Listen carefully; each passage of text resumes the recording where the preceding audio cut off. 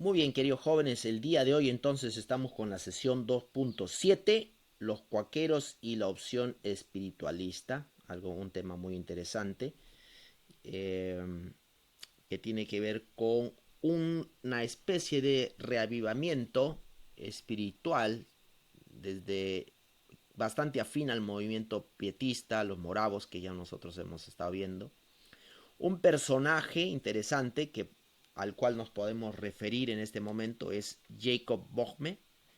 Ahora esa pronunciación es un poco difícil de hacerla, no sé si estoy pronunciándolo de la manera correcta, pero este personaje nació en esta nación en la región alemana de Silesia. Eh, de verdad que hay mucho por conocer en el mundo, en Europa. Vivir en Europa es vivir en la historia, en toda la historia, porque hay, los, hay tantos lugares relacionados con tantas cosas. eh, y uno, si algún momento ustedes viajan por ahí, es bueno entender por qué un lugar es importante. Él nació ahí en el año 1575. Son fechas que no están muy lejos de la Reforma, ¿no es cierto? La Reforma protestante de Martín Lutero no está muy lejos de la Reforma protestante, así que podemos ver una especie de cadena de eventos que se relacionaron unos con los otros, que dieron origen a muchos de los movimientos y denominaciones que existen el día de hoy. Eh, este Jacob Boehme eh, es considerado un filósofo alemán, pero también es considerado un cristiano místico. Miren, algunos de las cosas interesantes que pasaron en su vida. Él fue un aprendiz para hacer zapatos, ¿no? Era un aprendiz en la imagen de la izquierda, ahí se lo muestra como aprendiendo a hacer zapatos. Era un aprendiz de zapatero. Un oficio, una profesión que había que aprender y él eh, aprendió ese oficio.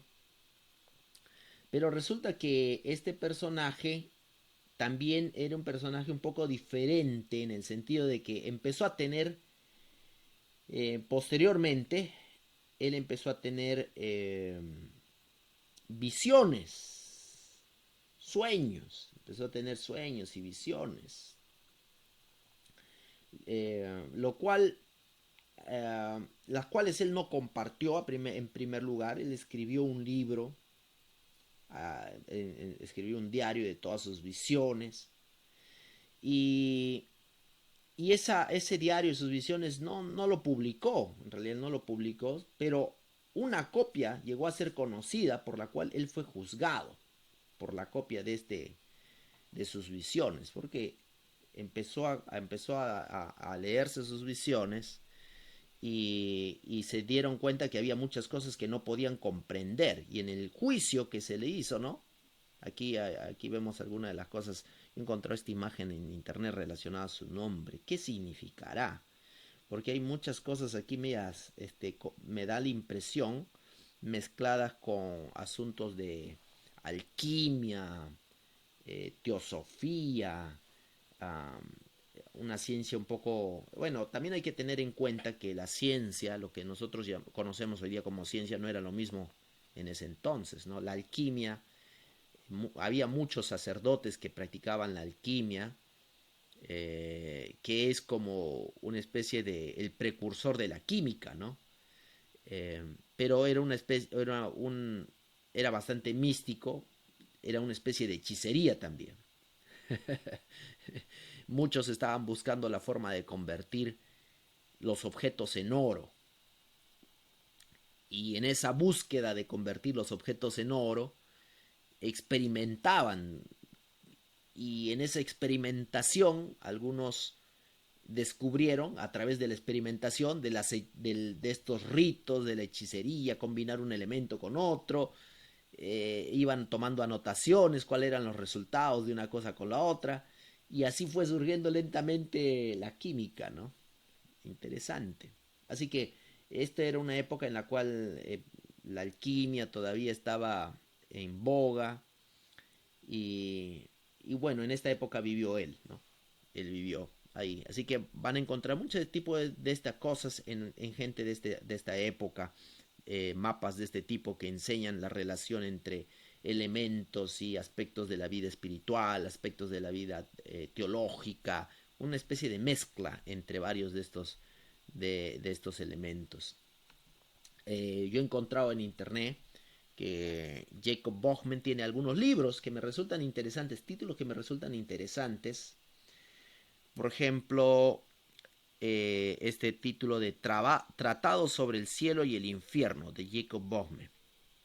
Interesante, Tratado sobre el cielo y el infierno. Diálogos sobre la vida supersensual. ¿A ¿A qué se referiría supersensual? Es decir, más allá de los sentidos. A eso se refiere, ¿no? Más allá de los sentidos. Aquí tiene uno, me parece que está en alemán, este que está en el lado izquierdo. Creo que dice Ale Teofofiche Skrifen. A ver si me acuerdo algo del alemán. Me parece que Skrifen es escrito de teología, o un escrito de teología. Creo que eso es lo que dice ahí en alemán. Y luego en la parte derecha tenemos otro. Este es el libro que más me llama la atención. The Way to Christ, The Way to Christ, que dice El Camino a Cristo. ¿Qué les parece ese título? ¿Ah? El Camino a Cristo de Jacob Böhmen describe en el siguiente tratado el arrepentimiento verdadero, la, la, la verdadera resignación, que sería también sinónimo casi como arrepentimiento, la regeneración, la vida supersensual, que sería más allá de los sentidos, escrito en 1622. O sea, hay títulos, hay temas que resultan interesantes, ¿no? Leer acerca de este personaje. Pastor, ¿será ese uno de los libros del cual Helen White se basó para su camino a Cristo? Porque incluso hasta los temas son similares. Sí, en realidad no tiene relación con Elena de White. Lo de Elena de White es otra cosa, pero los temas sí son importantes y que tienen relación con lo que Elena de White habla un poco, ¿no? No todo, pero hay cierta relación ahí. ¿Por qué? ¿Por qué la relación y por qué la coincidencia? Bueno, en primer lugar, porque este tema era el tema de la época. Recuérdense que incluso Martín Lutero y otros escritores estaban hablando acerca de cómo acercarse, cuál era la forma adecuada de acercarse a Dios, de establecer este camino. Calvino mismo, ¿no? Con sus escritos al inicio, trataban de analizar este aspecto del arrepentimiento, cómo es. Entonces ahí se debe la coincidencia. Muchos autores, no Pastor, solamente Jacob Böhmen, pero muchos autores trataron de explicar este aspecto. Sí, pastor, este zapatero frustrado no tuvo, bueno, por qué era que no lo reconocían o no aceptaban sus supuestas visiones que él tenía? ¿Había alguna razón específica? bueno, sí, en realidad, eh, cuando se leyó sus escritos eran bastante confusos, no son fáciles de entender, había términos a los cuales no se entendían. La vez que él presentó sus escritos, que le pidieron que explicara y que se lo juzgó, le dijeron, mira amigo, la verdad es que no entendemos lo que has escrito. Y se le dijo, ¿no? Más o menos en las siguientes palabras. Eh, el, eh, Se le dijo de que por favor él tomara un poco más de tiempo para analizar y explicar un poco mejor sus enseñanzas. Eh, de tal manera que él pudiera tener más tiempo, pero este personaje falleció al poco tiempo y no explicó nada más, ¿no? Hasta el día de hoy mucha gente todavía no entiende muy bien sus escritos, son como un poco ambiguos. Lo poco que yo tengo de referencia acerca de sus escritos me da la impresión de que son bastante místicos, en el sentido de que um, difíciles de entender, hay lenguaje Pastor, alegórico mezclado con lenguaje literal, sí.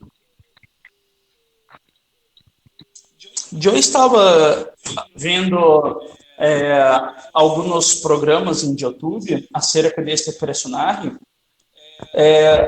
A maioria dos programas que hablam acerca deste personagem é programas de televisão, programas religiosos de espiritismo. Eles se valoram bastante esse personagem. Agora, se tu busca, por exemplo, informações de fontes cristianas, esse personagem não tem valor. Además, é mirado hasta como um herético entre os cristianos. Gracias, Lucas, por esa perspectiva. La verdad es que sí, sus escritos en realidad tienen mucho contenido que va para ese lado, ¿no? Ocultista. Los temas que trata son cristianos, habla del pecado, habla de la maldad, habla de la redención, pero están mezclados con conceptos ocultistas, en un lenguaje difícil de entender. No hace un análisis bíblico, él no es un teólogo en el sentido de que no analiza la Biblia, diferente de Lutero, él hablaba con la escritura. Él rechazó, por ejemplo, uno de los pilares de la reforma, que es la sola fide, ¿no? Sola fe. Eh, entonces, hay aspectos que él no, que más más tiene afinidad un movimiento místico. Pero, en parte también hay que entender que él trataba de hablar de la importancia de la vida espiritual, de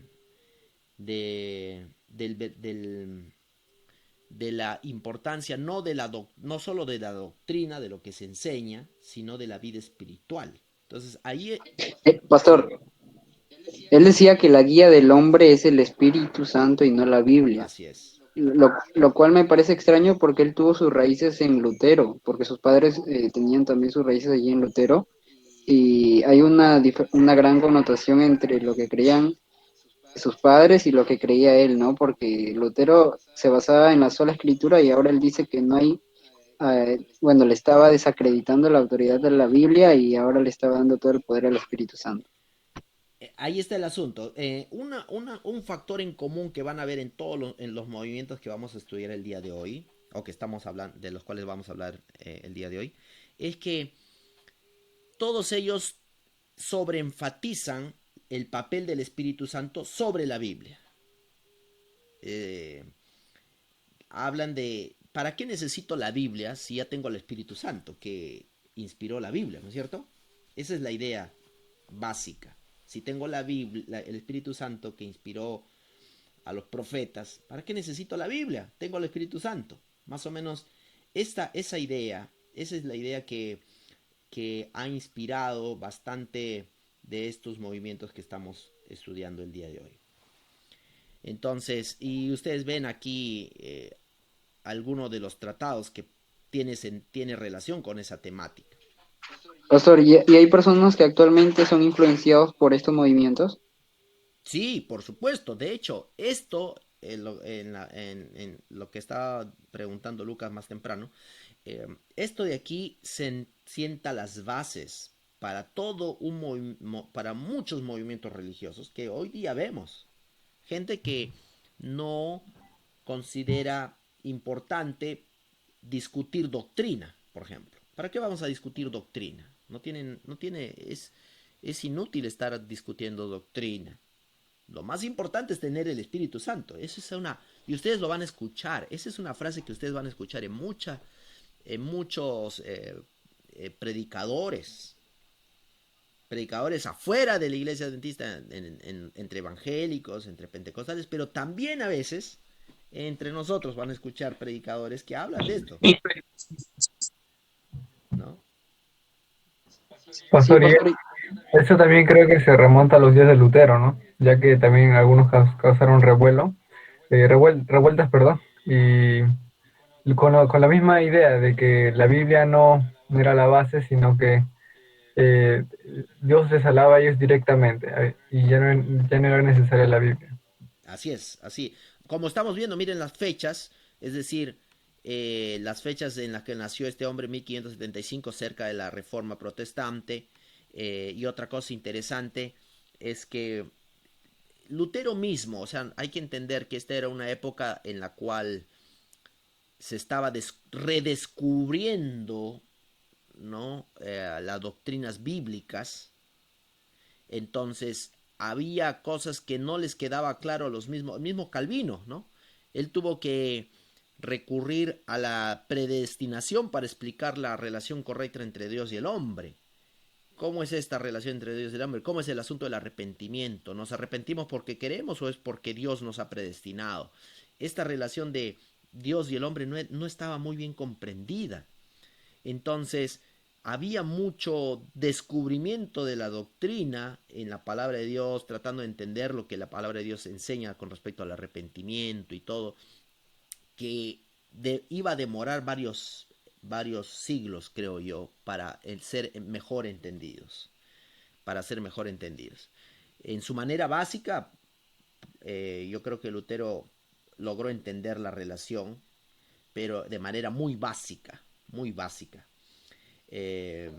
Pastor, yo quería preguntarle con respecto al término que se les da de los cuáqueros.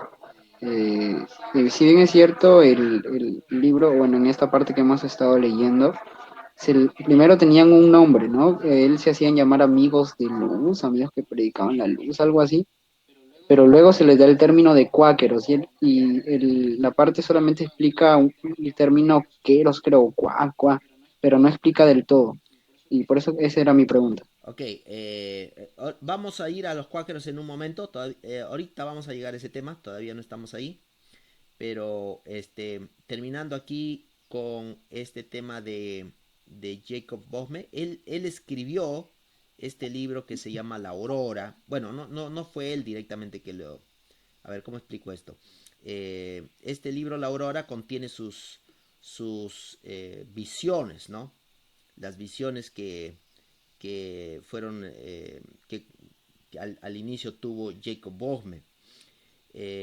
Como ustedes saben, él al principio no estaba no estaba muy seguro de ir a predicar sus visiones.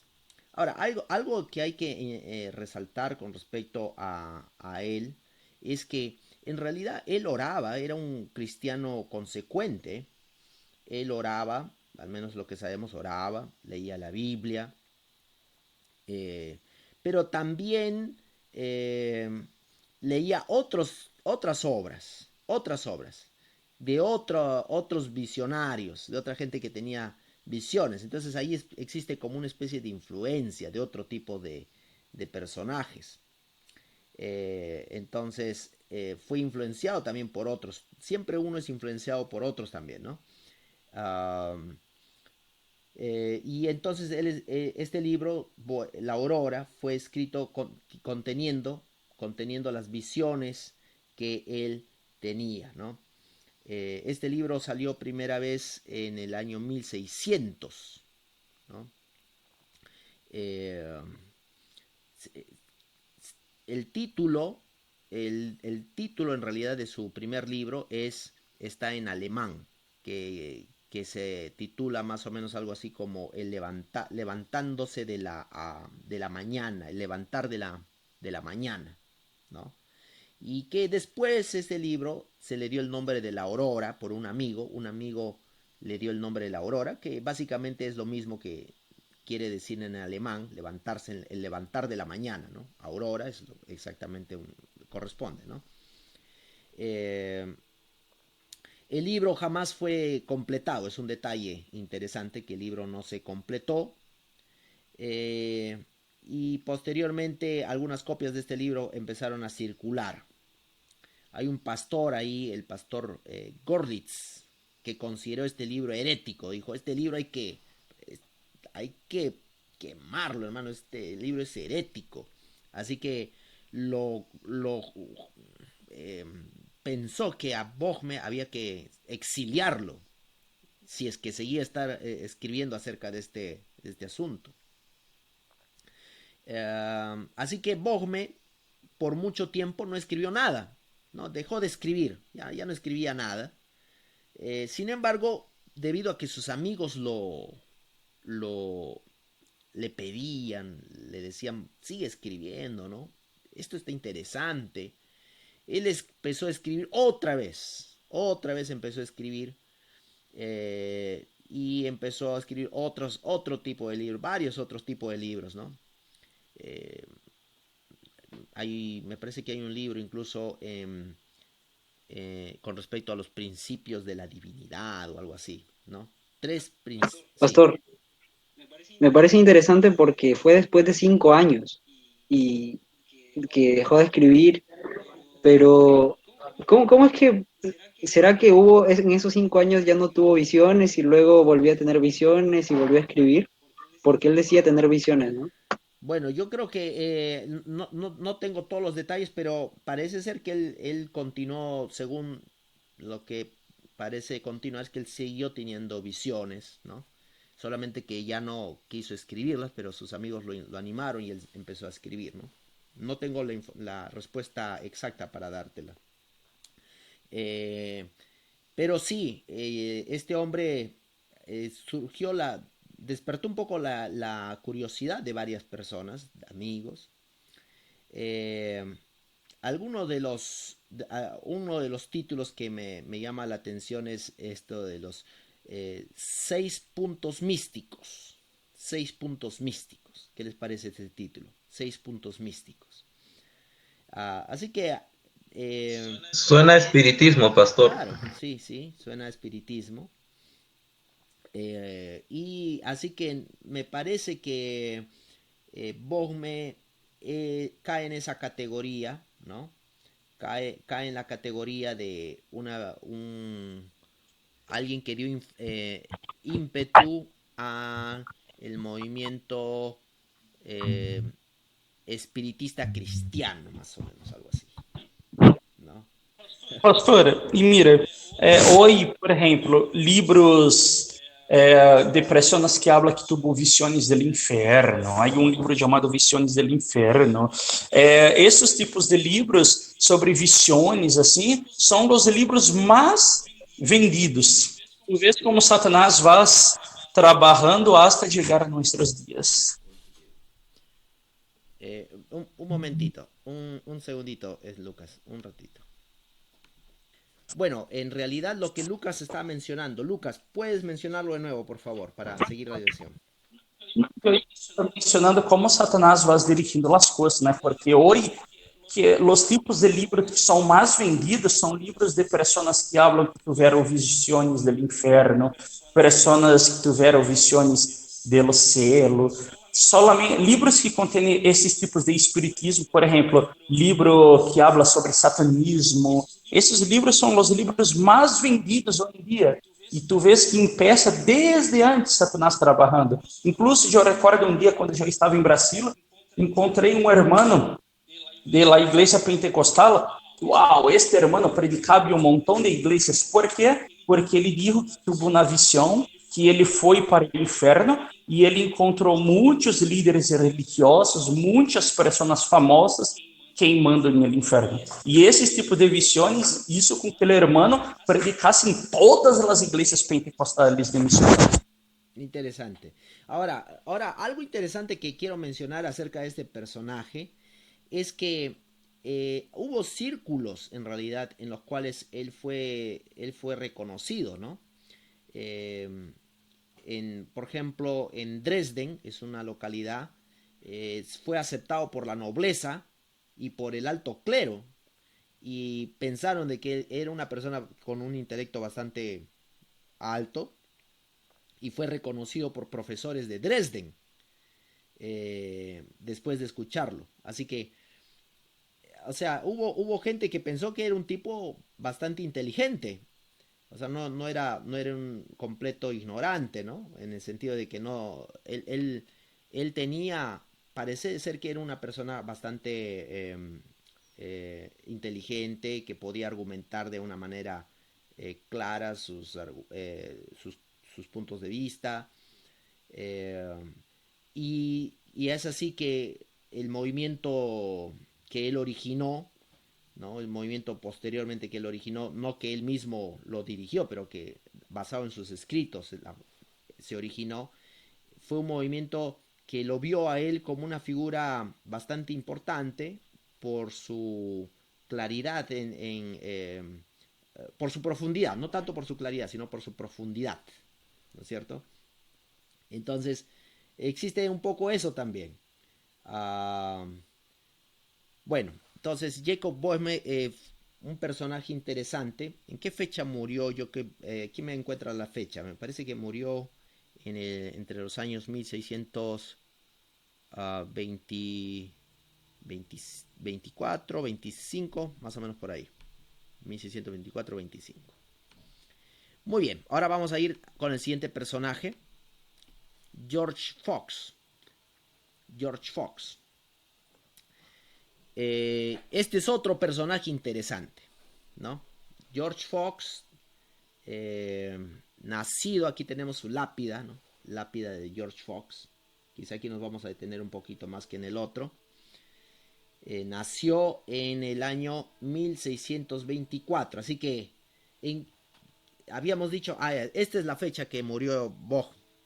Estaba en lo correcto, 1624, porque fue en el mismo año que murió Boh, en el cual nació Fox. O sea, fue como una especie de continuidad, ¿no? Y es importante recalcar este punto porque es como que un personaje siguió al otro, más o menos así, ¿no? Murió a la edad de 66 años. Y ustedes miran su sombrerito. Ahorita vamos a hablar de ese sombrerito. Algo interesante con respecto al sombrerito de George Fox y al movimiento que él fundó es que ellos no se sacaban el sombrero, los cuaqueros no se sacaban el sombrero frente a nadie. Es decir, normalmente no, en señal de respeto, a veces uno se saca el sombrero. Ellos no se sacaban el sombrero frente a nadie, en absoluto, solo frente a Dios. Tampoco juraban, no juraban. Y tenían una convicción muy profunda, ¿no? Entonces, este sombrerito es interesante porque llegó un poco a ser el símbolo de este movimiento también, ¿no? Vamos a ver algunos de los puntos claves de George Fox. Acá hay un libro que me parece interesante. Pastor, el una título. consulta. Sí, escucho. Pero ¿será que de ellos entonces nosotros arrastramos el hecho de quitarnos la gorra o algún sombrero cuando vamos a orar? No es eso. Más bien Sería al contrario. Pero si ellos no se la quitaban. ellos no se quitaban el sombrero porque no creían que todos los seres humanos estamos en el mismo nivel, en el mismo. Pero cuando para Dios sí, pues. No había alguien más grande que otro. ¿Para qué me voy a quitar el sombrero frente a ti si tú eres igual que yo? ¿No es cierto? Entonces, también él nació ahí en Europa, ¿no? En Inglaterra. Y tenía algunos puntos interesantes respecto a sus enseñanzas. Por ejemplo, él rechazó el sistema religioso de pastores, a Pastor, salario, himnos, sí. Pastor, eso que usted está mencionando es cuando dice la lectura que si tratamos de tú a Dios, entonces, ¿cómo vamos a tratar de respeto a usted? ¿Es algo así? Sí, solo que la traducción del inglés al español no está tan buena en esa parte, porque en inglés existen dos términos para referirse a ti. Un término inglés antiguo que es thou, Thou, thou, y otra es you, tú.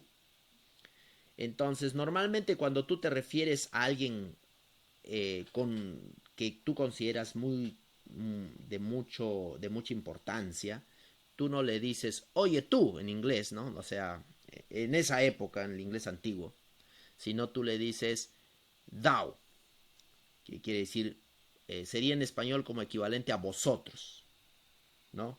Vos, el español antiguo, ¿no? O a ustedes. Claro, ustedes, ¿no? Pero todavía, ustedes ya es más, no tiene el mismo grado de respeto. Vosotros es un poco más vosotros, y es un español elegante pero muy antiguo, ya no utilizamos esa expresión. Entonces, cuando tú te refieres a Dios en esa forma antigua, es thou, porque tú estás refiriéndote a ti, al Dios supremo, entonces utilizas esa thou, ¿no? Vuestra misericordia, vuestra lealtad, ¿no? Pero cuando te refieres a la gente en común, utilizas you, tú. Entonces ahí está la diferencia, esa nuance, como decimos en inglés, esa pequeña matiz, ese matiz, no se deja quizá ver en la traducción que ustedes han leído, ¿no? Entonces ahí está la diferencia. Él creía, por ejemplo, vamos a rechazar el sistema religioso de pastores a salario. Mira, esto es revolucionario, ¿no les parece? Esto de aquí me parece una idea muy interesante. Hay que rechazar la idea de pastores a salario. Esta es una idea que viene de cuando en cuando vuelve a surgir, ¿no? Hay que rechazar ¿por qué? Los pastores... Pablo rechazaba eso, pastor. Es una idea que viene, ¿no? De vez en cuando, pastores a salario. Ahora, eso es un tema teológico. Yo personalmente no creo que la Biblia enseña eso, porque el apóstol Pablo habló que el obrero es digno de su salario. Pero Pablo dijo que cada obrero debe recibir salario, no creo que lo rechace. Claro, así es. Porque él no quería aceptar recibir nada más el sueldo por no ser criticado. Así es. Pero lo que veía George Fox, y ahí viene el asunto, es que él un poco también disidente en el sentido de que estaba desilusionado de las diferentes luchas doctrinales. Ya habíamos visto eso que había pasado también con los pietistas, ¿no? Un problema que había en ese entonces es que la gente discutía mucho por aspectos de doctrina. Un sobreénfasis en la discusión doctrinal, que se habían olvidado de la esencia de la vida cristiana. Y es por eso también que vemos estos movimientos. Tanto énfasis en la doctrina, pero la esencia de la vida cristiana. ¿Dónde está la esencia? Y ahí es donde surgen estos personajes, porque sienten que el cristianismo se está tornando en una cáscara sin pulpa. Una cáscara sin pulpa. Él decía que eso le repugnaba a Dios. Así es. Entonces, había como una especie de rechazo por el sistema. ¿Suena familiar eso? Abajo el sistema, hermanos. Abajo el sistema. Y en ese sentido había otras cosas que también le rechazaba, por ejemplo, los himnos. Anarquía, pastor. Claro. Entonces, cada vez que ustedes escuchen este asunto de anarquía, temas relacionados, ¿no? De acabar con el sistema, es porque existe una desilusión. Existe una desilusión con la forma como se están haciendo las cosas. Entonces, hay que acabar con el sistema, la forma como se hace. Entonces, por ejemplo, George Fox consideraba que estudiar para el ministerio no hacia el ministro. ¿Qué les parece esa idea? Estudiar para el ministerio, no hacia el ministro.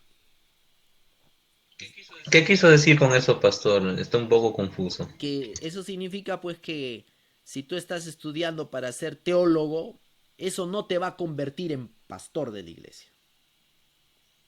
No tiene ninguna relación una cosa con la otra. O sea que uno no necesita estudiar para ser pastor, es lo que él planteaba. Porque él también habla de este tema, aquí ustedes van a escuchar este tema de la luz interna. E só lo que muitos evangélicos predicam hoje, que para ser pastor não necessita ser teologia. Bueno, ahí ya ven ustedes los orígenes de todas estas ideas, ¿no?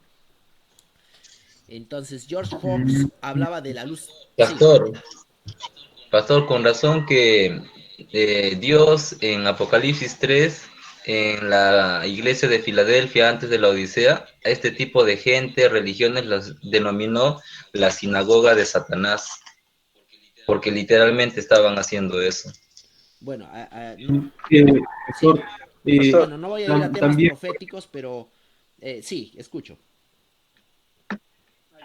ya, pastor, justo aparte también de ello, claro, no, yo creo que también acabando la carrera de teología, eh, no vamos a ser pastores, ¿no? Pero entiéndanme bien antes de terminar la idea, ¿no? Eh, yo creo que en el mismo trabajo, ¿no? La misma experiencia nos va a formar como pastores, ¿no? Pero no el acabar los 5 años, pues. Bueno, ahí viene el asunto. Entonces, yo quiero rescatar algo de lo que él está diciendo. Porque si, Yo sí, prefiero así, pastor. No todos los teólogos son pastores, pero todos los pastores deben ser teólogos. interesante ese Pero pensamiento. tampoco lo son. No todos los pastores tampoco son teólogos. Bueno, ahí está el asunto. Mas deben. Eso es muy cierto, Guarisma. Entonces ahí viene el asunto. ¿De dónde viene el ungimiento para el pastorado? ¿Quién te unge para el pastorado? ¿De dónde viene el verdadero ungimiento para el pastorado? De Dios, pastor, de Claro, Dios. viene de Dios, ¿no es cierto? Dios es el que verdaderamente unge a alguien para ser ministro. Entonces, ¿para qué necesito yo ir al seminario si Dios es el que me unge? Sí, Pastor, ¿puedo comentar? sí. Si bien su idea es muy extrema, si generalizamos todo, pero rescatando lo que él menciona, ok, bien, si Dios, voy a hacer un ejemplo conmigo mismo, el 2015 me llamó para estudiar teología, para ser pastor, perfecto, pero si en ese transcurso de los 5 años yo no o sea, yo no valoro eso, me descarrío completamente por mis propias decisiones, bueno, al final no vas a terminar siendo pastor. O sea, uno mismo también tiene que formarse por sí solo y prepararse, porque al final la carrera te vas a preparar, pero no va a identificar tu identidad. Bueno, justamente ahí está el tema, ¿no? Eh, Pastor, sí, escucho. Pastor, en parte todo esto también hay una hilación muy interesante desde que el hombre existió aquí en la tierra con Adán y Eva. Siempre la palabra de Dios ha sido escrita así, también ha sido solamente verbal en el caso de Adán y Eva, pero siempre se ha transmitido de manera verbal. Y Dios siempre ha mencionado que la forma para entender adecuadamente la Biblia es que primeramente alguien ya consagrado la transmita verbalmente para que los demás se interesen por el mismo estudio. Entonces, en ese sentido, pastores, que actualmente también ocurrió lo mismo, se pasó de mano en mano, pero siempre comprendiendo la Biblia de por medio, ¿no? Eso es lo que he podido ver también. Bueno, voy a tratar este tema de la luz interna para que lo entiendan un poquito mejor a George Fox, pero el tema del ungimiento para el pastorado, de lo que estábamos hablando, ese deseo de desilusión que él tenía con el sistema religioso, es algo que también pasa muchos hermanos de la iglesia. Yo quiero decirles que esto es algo que pasan los hermanos de la iglesia cuando ven que el sistema, la iglesia, no está siendo consecuente con sus prácticas. Entonces, ¿por qué es importante hablar de estos temas que estamos hablando de hoy? Porque esto es lo que pasa en nuestras iglesias. A veces cuando los hermanos de la iglesia ven que los pastores no viven de acuerdo a la fe que predican, existe esta desilusión por el sistema religioso. Y se levantan otros George Fox en nuestros días, ¿o no? Otros cuaqueros. Bien, pastor. Así es. También. Así es. Pastor, en el Nuevo Testamento, leyendo, vi que el título de pastor no era un título como decir anciano o como decir de Dorcas o así por delante, sino era un título que te lo ganabas por tu espiritualidad y por tu ayuda desinteresada a la iglesia. Y creo que en ese sentido debiéramos entender también el que nos llamen pastores, no porque tengamos el título de teología, sino por nuestra vocación a la cual Dios nos ha llamado. Creo que eso sería mucho más profundo cuando nos digan pastor, porque tendrá una riqueza inmensa, ¿no? Para los demás. Muy bien, ahí es donde voy a quizá meter un poco de teología aquí. No, no es una clase de teología, pero voy a meter un poco de teología.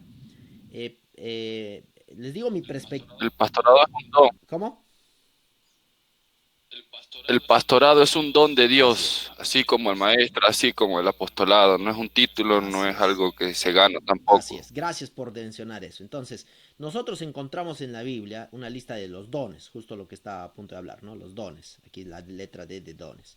Y hay una lista de dones, y en esa lista el pastorado está dentro de esa lista como uno de los dones dados por Dios, el don del pastorado. Pero una cosa es tener el don del pastorado, para lo cual tú no necesitas un reconocimiento de alguien que te diga, tú tienes el don. Si Dios te ha dado el don, ¿qué vas a hacer? Dios te dio el don, punto. Se acabó. Si le dio el don a quien quiera que sea, Dios le dio el don. Es una prerrogativa divina a quien le da el don y a quien no le da. No es del ser humano. Entonces es un don de Dios, el don del pastorado. Pero otra cosa es la función eclesiástica, ya la función eclesiástica reconocida por la iglesia, en la cual la iglesia dice, oh, tú eres pastor y vas a ser un pastor a salario y te dan tu salario y todo. Quiero decirles tristemente que a veces estas dos cosas no coinciden.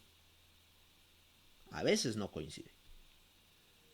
Sí, a veces no coinciden. Porque Jesús mismo habló de lobos que están en medio del rebaño, ¿no? Entonces, a veces no coinciden, que a veces la iglesia tiene personas que están en la función pastoral, pero que no tienen el don del pastorado. Sucede. Es algo que sucede. ¿Por qué? Y ahí viene la pregunta. Oh, entonces la iglesia es imperfecta, que no sé. Por supuesto que la iglesia es imperfecta. Si no lo sabían, ahora lo saben. Siempre ha sido imperfecta. La iglesia es una mezcla, igual que la Biblia, naturaleza divino y humana, ¿no? La iglesia es un hospital para enfermos espirituales. La iglesia tiene esta combinación de lo divino y lo humano. Entonces, un ratito, y ahorita le doy la voz. Entonces, la iglesia tiene tanto el aspecto espiritual, divino, tiene la dirección del Espíritu Santo, pero también está compuesta por seres humanos. Entonces, obviamente en esa mezcla vamos a tener aspectos de la iglesia que no son 100% como Dios quisiera, porque estamos hablando de seres humanos caídos en el pecado. Pero aún así, con todas sus falencias, está siendo dirigida por el Espíritu Santo. Entonces, por ese motivo es importante diferenciar. Una cosa es el cargo, la función pastoral, a la cual hay salario, y a otra cosa es el don del pastorado, que Dios se lo puede dar al anciano de la iglesia, al líder de grupo pequeño.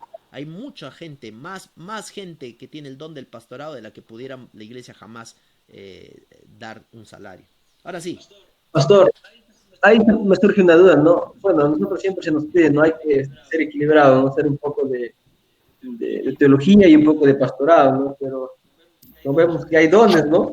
Entonces, ¿cómo equilibrar esto? No recuerdo que cuando en esta semana de oración el pastor Guzmán también dijo esto, ¿no? Que debe ser pastor equilibrado, mantener esos dos énfasis. La detalle es cómo equilibrar de acuerdo a los dones también, pues. Bueno, pero ahí viene el asunto. Si tú lees cuidadosamente el griego, ahorita no estamos en una clase de griego, pero existe una combinación de enseñanza con pastorado. En otras palabras, el pastorado, ahorita no tengo los versículos, en otro momento hacemos un análisis exegético de eso. La enseñanza y el pastorado es una dupla, en realidad. Es como la enseñanza del pastorado, una cosa así quizá para ponerlo en términos más entendibles. Pastor, una consulta, pastor. Sí. Entonces, ¿podemos decir que alguien puede tener el don del pastorado sin necesidad de que pasó por las aulas y que es un laico común y corriente? ¿Podemos decir que el don del pastorado? Uy, hermanos, hay un montón de hermanos de iglesia que tienen el don del pastorado. Yo sí conozco, pastor.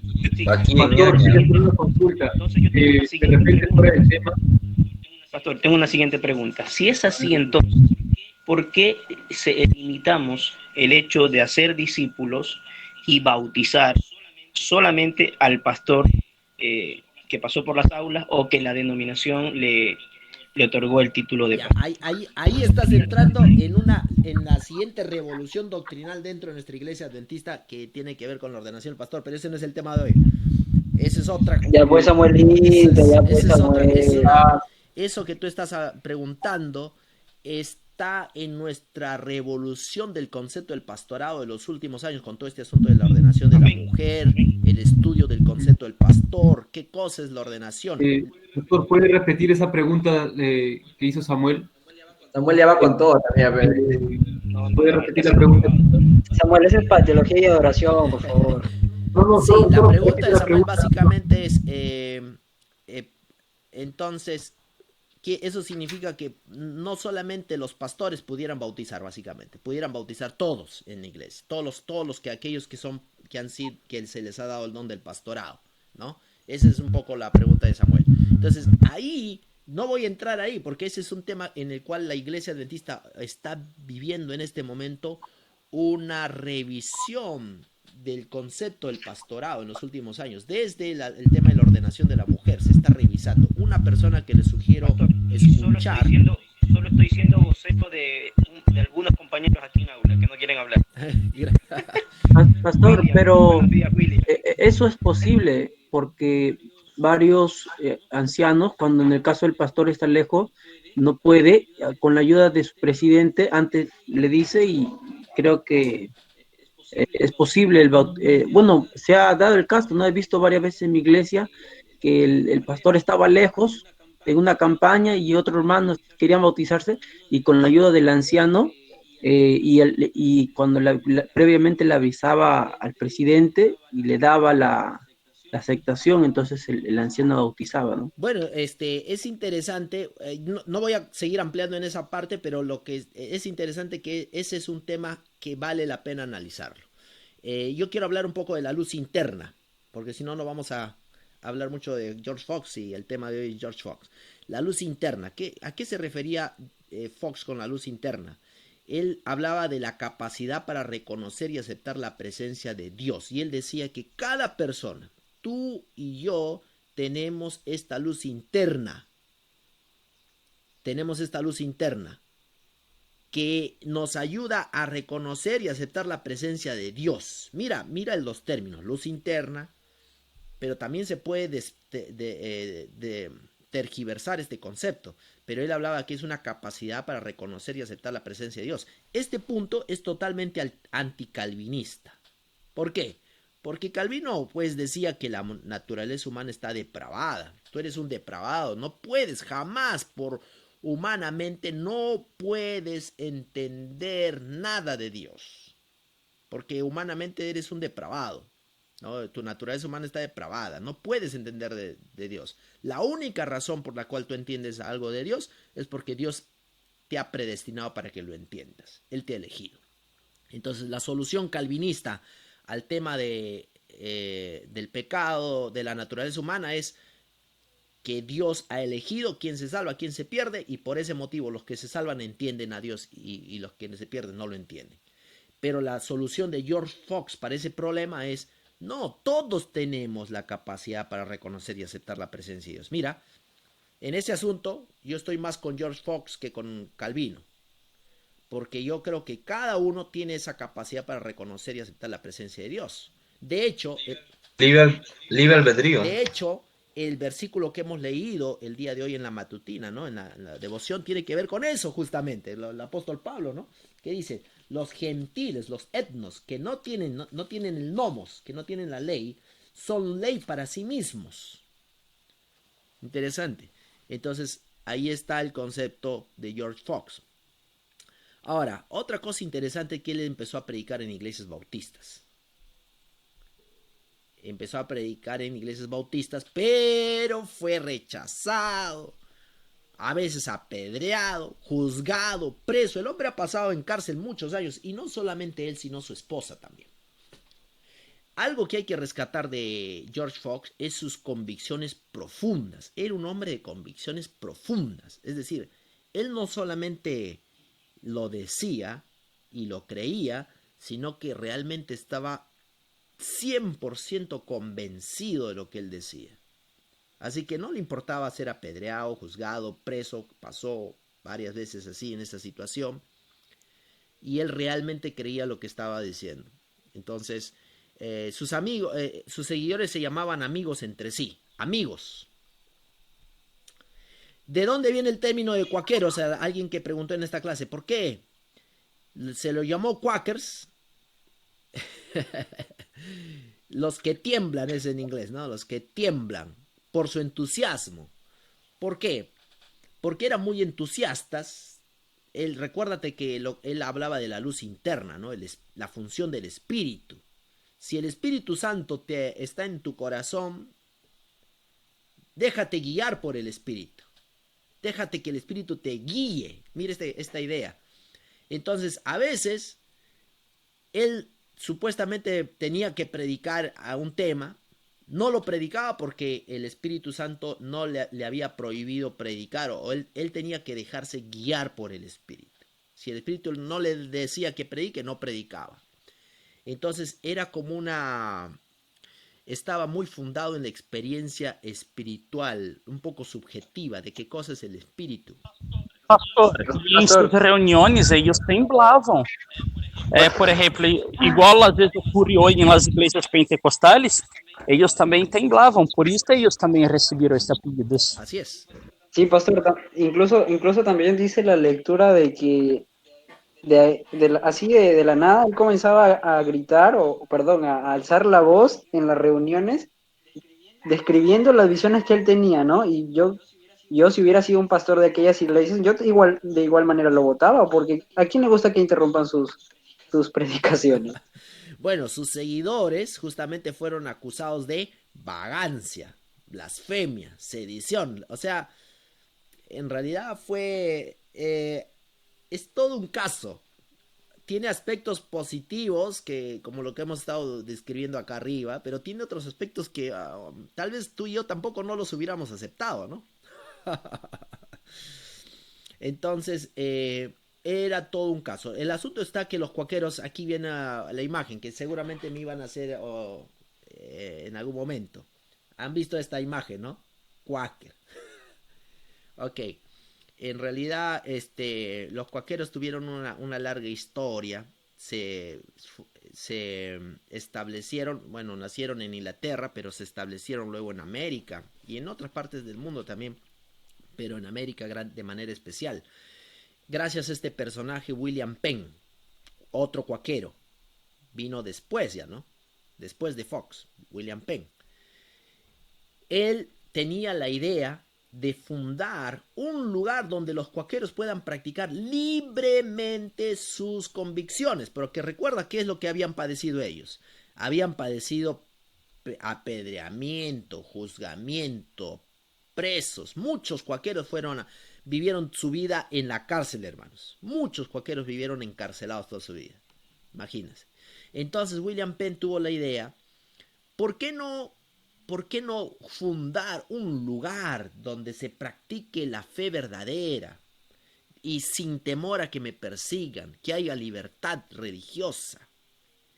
Así que él se fue, hizo una negociación y logró ir a América, a Estados Unidos, donde fundó. Él es el fundador del estado de Pensilvania. ¿Qué les parece? El estado de Pensilvania fue fundado por William Penn. Todo un estado fundado sobre la idea de libertad. Y no solo la idea de libertad, sino respeto a los indígenas. Lo que él decía era, ¿para qué pelearse con los indígenas? Es mejor mostrarles realmente el amor de Cristo que pelearse con ellos. De esa manera evitar los conflictos con los indígenas. Entonces él no hablaba de la asimilación de los indígenas, sino hablaba de el respeto a los indígenas, a los indios. Un concepto revolucionario también para esa época, donde se estaba exterminando a los indios. Posteriormente, ya años después, una compañía americana, me parece, tomó este símbolo de los cuáqueros como gente honesta, pura, ¿no? Bastante de convicciones profundas, y lo convirtió en su símbolo para su marca de cereal, de oats, ¿cómo se llama? Lo que le llamamos comúnmente el Quaker, ¿no? el Quaker. En Ecuador hay una gran fábrica de Quaker. Entonces, cuando vean ahí esta cajita, ya saben qué explicar la historia. ¿De dónde? Está inspirada ahí. La publicidad dice Ya no voy a tomar Quaker, eso es espiritualismo. Ya no va a tomar ya. Bueno, aquí tenemos una imagen interesante donde se ve pues a William Penn. El indio Guaycampuro. Y a los indígenas. En esta imagen se muestra justamente ese respeto, esa idea que tenía William Penn de el respeto por los indígenas. Por muchos años en Pensilvania, y hay una ciudad, Filadelfia, a ver si ustedes lo encuentran en su lectura, la ciudad del amor, ¿no? De la amistad, del amor fraternal. Había ese respeto por los indígenas. Pero después de que y los cuáqueros tenían posiciones de políticas en esta ciudad porque ellos fundaron, ¿no?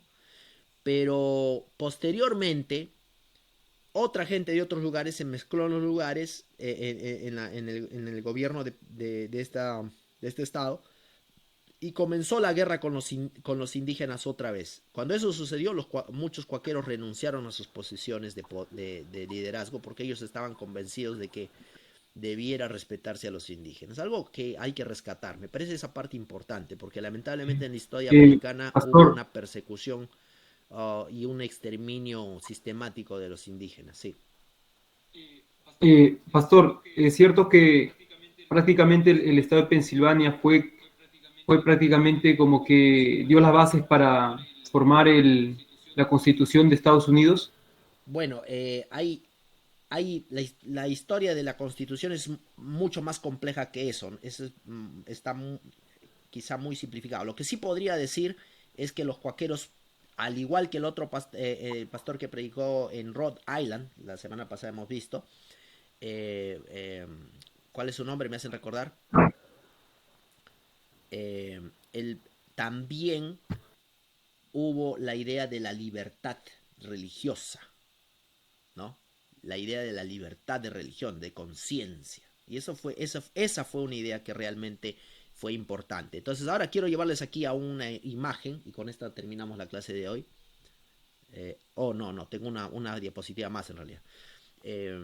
Esta imagen es interesante porque lo que ustedes están viendo es una bandera americana, pero no es la misma bandera que normalmente se conoce, ¿no? Entonces, esta bandera es una versión que le fue presentada según lo que se dice, ¿no? A ver, aquí en la lectura, ¿quién es el nombre de esta dama? ¿Cómo se llama esta dama? ¿Quién me lo encuentra?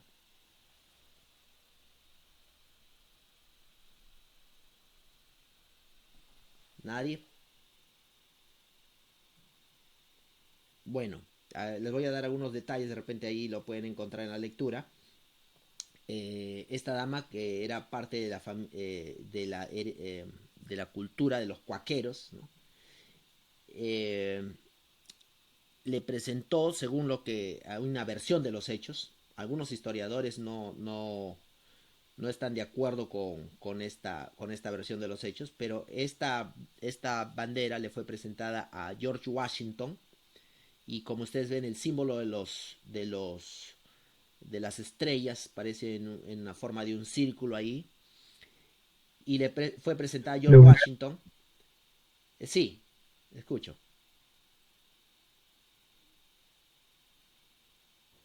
No, pastor, solo decía que tal vez la Unión Europea da la impresión. Sí, bueno, quizá coincidencia, ¿no? Ok, la dama, ya que no han podido ubicar el nombre, la dama se llama Betsy Betsy Ross. Betsy Ross.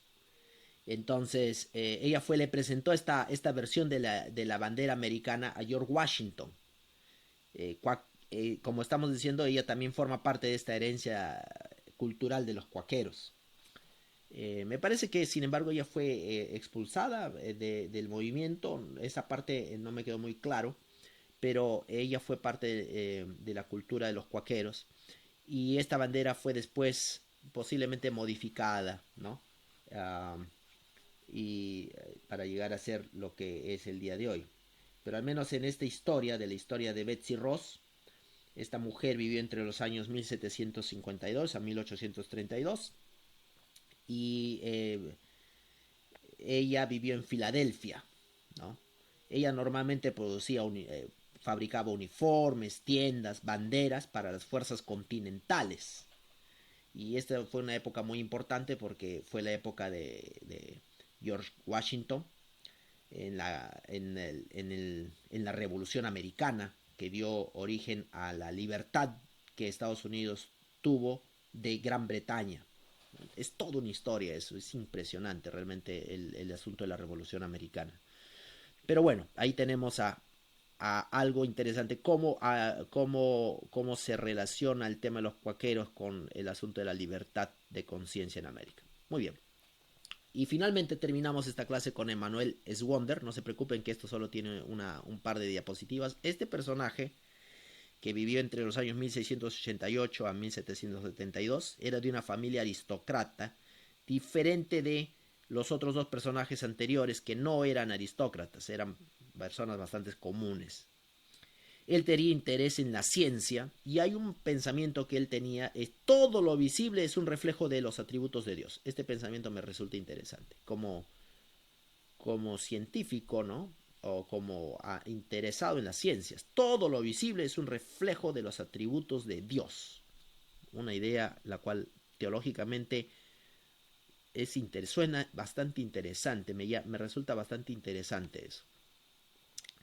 Él, sin embargo, creía en la segunda venida como algo que ocurría de manera personal, es decir, cuando Dios se revelaba a ti, se revelaba de una manera especial para ti, es como que la segunda venida ocurría en tu vida personal. Así que ese concepto no fue aceptado por muchos, obviamente, pero es una idea que también tiene que ver con el asunto del individualismo. Tiene este libro de Emanuel Swander, Principia Rerum Naturalium, que hay algunos filósofos, me parece que Kant admiró el trabajo de Swedenborg.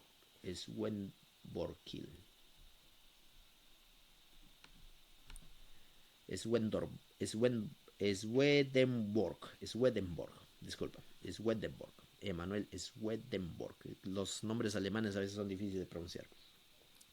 Entonces, sí tuvo una influencia desde el punto de vista de la filosofía. Desde el punto de vista de la filosofía. Muy bien. Entonces, en conclusión, para concluir este tema del día de hoy, solo los cuáqueros, este movimiento de los cuáqueros, fue el único movimiento que tuvo una influencia más permanente y que originó un movimiento. Los otros dos personajes que hemos mencionado, no, porque eran bastante individualistas, es decir, mi experiencia personal, siempre se sobreenfatizaba la experiencia personal del espíritu, mi relación con Dios, etc. En cambio, los cuáqueros, con George Fox, ellos hablaban también de la fraternidad, de la importancia de la comunidad, y ahí es donde que se originó todo un movimiento que tuvo más influencia que los otros dos, que se perdieron en el individualismo. Entonces ahí está el problema del individualismo, ¿no? El individualismo también es un problema, porque si yo tengo mi experiencia con Dios, ¿qué importa el resto? No me importa el resto, con tal que yo esté bien con Dios, el resto no me interesa. Bueno, los cuáqueros tuvieron en ese sentido un poquito más de equilibrio porque reconocieron la importancia de la comunidad. Muy bien, jóvenes, este ha sido el tema de hoy. Que Dios me los bendiga. Esperamos que esto les haya motivado a estudiar un poco más los temas relacionados a a estos movimientos. Una pregunta, la pregunta de Lucas. Por favor, Lucas, haz tu pregunta. Sé que estamos sobre la hora, pero haz tu pregunta. Esa pregunta no la respondí y me parece que tenemos que responderla. La pregunta que te dije que necesitabas decirla. ¿Cuál es? Ya. Yo había preguntado, né, acerca de los puritanos, de los moravos, de los cuaqueros e estes movimentos que estudamos. Segundo a história, todo mostra que estes movimentos prepararam o caminho para o movimento pentecostal. E aí está minha pergunta: estes movimentos foram levantados por Deus ou estes movimentos foram levantados por Satanás para atrair um falso avivamento? Muy buena pregunta. Muy bien. Quizá la pregunta va, para responder a tu pregunta, yo encuentro esto de dos maneras. En primer lugar, el Espíritu Santo sí trabajó tratando de convencer a la gente en todo tiempo de pecado, justicia y juicio. Entonces, todas estas personas que estamos estudiando, de alguna manera sí fueron influenciadas por el Espíritu Santo. Yo creo que el Espíritu Santo siempre influencia sobre la persona, siempre trabaja, porque el Espíritu Santo trabaja en todos, ¿no? Lo que estamos leyendo, lo que hemos leído hoy en la mañana, ¿no? Los gentiles, no teniendo la ley, son ley para sí mismos. Y el Espíritu Santo trabaja en todos. Así que no podemos decir que hay alguien en el cual el Espíritu Santo no haya sido influenciado, porque el Espíritu Santo influencia en todos. El problema no es que no hayan sido influenciados con el Espíritu Santo, sino hasta qué punto fueron influenciados por el Espíritu Santo. Entonces ahí es un asunto que tiene que ver con la libertad de decisión. Cada persona determina cuánto deja a Dios trabajar en su vida. Entonces hay algunos que Dios permiten a Dios trabajar más en su vida y otros que Dios le permite menos. Y ahí está el enemigo, Satanás. ¿Por qué? Porque cuanto tú menos le permites al Espíritu Santo trabajar en tu vida, Satanás tergiversa todo lo que tú hagas y produzcas para la perdición de otros, para ser motivo de perdición de otros. Y eso lo vemos en la Biblia claramente. Entonces, por ejemplo, ¿podemos decir que Abraham fue movido por el Espíritu Santo? Sí, Abraham fue movido por el Espíritu Santo. Pero también podemos decir, ¿Abraham fue motivo de tropiezo? Sí, también fue motivo de tropiezo. ¿Se acuerdan cuando mintió? Esta es mi hermana. Casi lo ponen aprietos al rey de Egipto, ¿no? Abimelech. Ahí casi muere el hombre por ese asunto. Entonces, ¿podemos ser a veces piedra de tropiezo y maldición para otros? Sí. Entonces, yo creo que el Espíritu Santo influenció en estas personas de alguna manera, pero también, ahí viene el aspecto humano, ellos también posiblemente no llegaron a entender mejor la doctrina de Dios, la palabra de Dios, ¿no es cierto? Entonces, existió una comprensión parcial, muy parcial. Por ejemplo, ¿qué aspectos positivos rescatamos de todos estos movimientos? Que sí, es necesario no sobreenfatizar la doctrina. Es lo que ellos nos dicen, ¿no? La lucha doctrinal sin estudiar, sin tener una comunión con Cristo, no tiene sentido. O sea, no, de nada sirve ser un teólogo con un montón de conocimiento teológico si es que tú no tienes un relacionamiento con Cristo Jesús. Entonces, en ese aspecto coincidimos, ¿no es cierto? Coincidimos con varias de las cosas que se están tratando de decir aquí, de George Fox, etc. Ellos van de la mano. Claro, pero ahí también viene la otra parte, que en toda acción hay una reacción, ¿no? Entonces, la otra parte que no está en lo correcto es el desecho por la doctrina. Hay que rechazar la doctrina. No. La doctrina también es importante. Entonces, como dijo Jesús, no hay que dejar de hacer una cosa sin dejar de hacer la otra, ¿no? Hay que hacer las dos cosas. Entonces, lamentablemente, debido a ese rechazo por la doctrina, algunas cosas de estos movimientos se tornaron en una maldición para el mundo, especialmente en relación al espiritismo cristiano, una especie de espiritismo cristiano, de Jacob Boehme y sus obras, su influencia, y cómo esto originó algunas tergiversaciones del verdadero cristianismo. Pastor, Sí.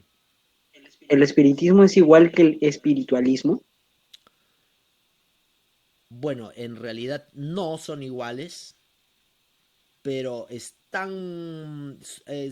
tienen, tienen líneas muy cercanas. No es lo mismo, pero sí tienen líneas muy cercanas, ¿no? El espiritismo ya tiene que ver con, con aspectos de la comunicación con los muertos y todo este asunto, ¿no? Pero que existe una versión cristiana de eso, ¿no? Existen muchos cristianos que tienen afinidad a eso. Ahora, el espiritualismo es la, la tendencia o la teología de que lo más importante es la vida del espíritu. Si Cristo está viviendo en tu corazón, si el Espíritu Santo vive en tu corazón, no necesitas la Biblia. Ya no necesitas la Biblia para nada, si el Espíritu Santo te domina. ¿No? ¿Para qué necesitas la Biblia? Ahí está el espiritualismo. Entonces, aunque son cosas diferentes, está muy cerca una de la otra, porque si tú ya no necesitas la Biblia, si el Espíritu Santo vive en ti y lo único que necesitas es el Espíritu Santo, eso abre la puerta para que Satanás trabaje, porque Satanás puede engañarte, porque recuérdense que Satanás se presenta como ángel de luz, ¿no? Y se te puede presentar, te puede dar visiones, como pasó en el caso de Jacob Bohme, puede darte visiones, sueños, alucinaciones, y te puede llevar por caminos equivocados. Y tú no vas a tener la forma de diferenciar entre lo correcto y lo falso. ¿Por qué? Porque desechaste la Biblia. Y al momento de desechar la Biblia, desechaste la única forma de diferenciar entre lo bueno y lo malo. Entonces, ahí está el problema. No son lo mismo, pero es como que uno precondiciona al origen de lo otro, ¿no? Excelente, pastor. Pastor, mire, sé que su tiempo es poco ahora aquí en la clase, pero por favor, espero me tenga bien aquí esta pregunta que le voy a hacer si no fuera por el tiempo y lo podía responder. Por ejemplo, hace un momento el compañero Rodolfo mencionó un tema, ¿no? Pero yo también quería mencionarle aquí una pregunta, ya que ahora con este tema, como usted dice, ¿no? De que la iglesia es imperfecta, ¿no? Mencionó. Entonces, la pregunta es, ¿no? ¿Quién decide qué se hace y qué no se hace, ¿no? Por ejemplo, en la clase de teología y adoración, por ejemplo, nos enseñaron que la iglesia católica obedece al Papa, ¿verdad? Obedece al Papa y dicta todo lo que, ¿no?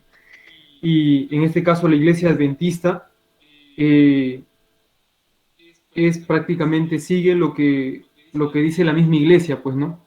Entonces, no sé si me estoy dejando entender. Entonces, en este caso, por ejemplo, ¿no?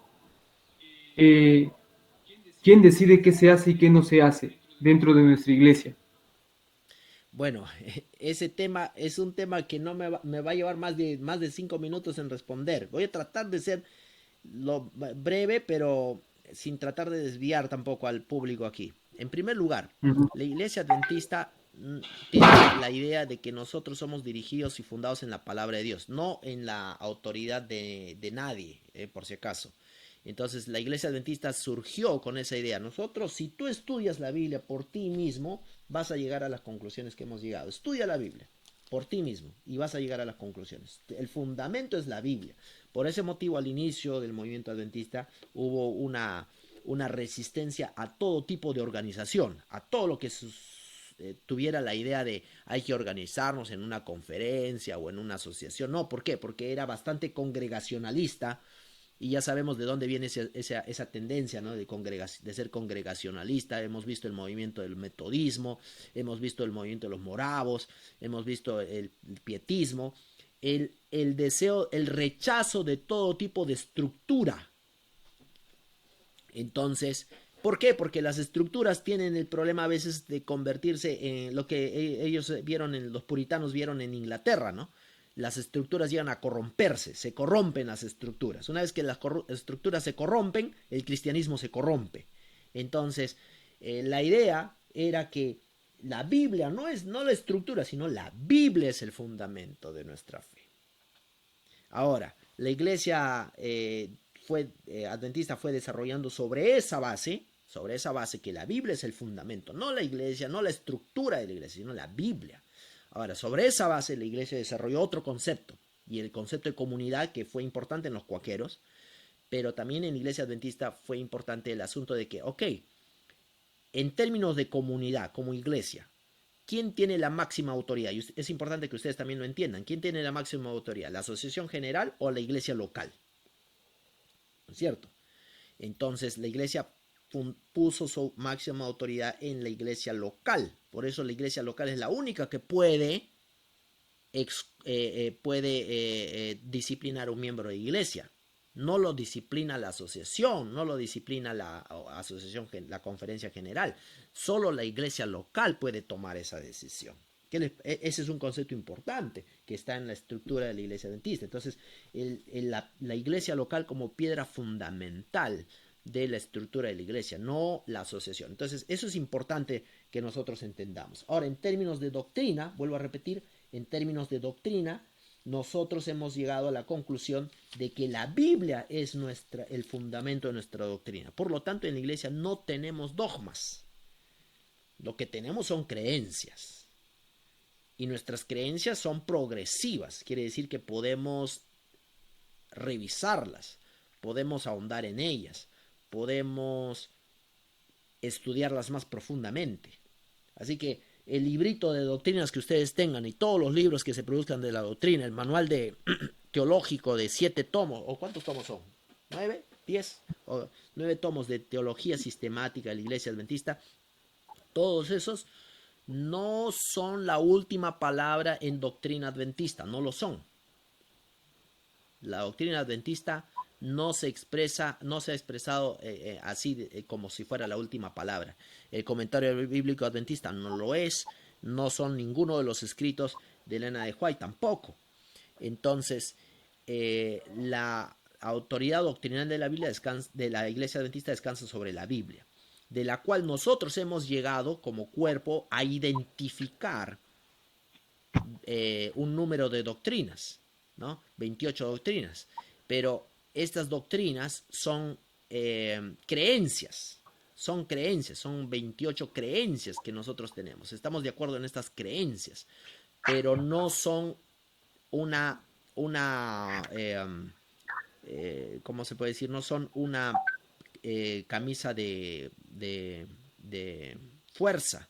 No significa que ahí nomás quedó. De hecho, nosotros hemos aprobado una doctrina, una creencia más en la del creciendo en Cristo, ¿verdad?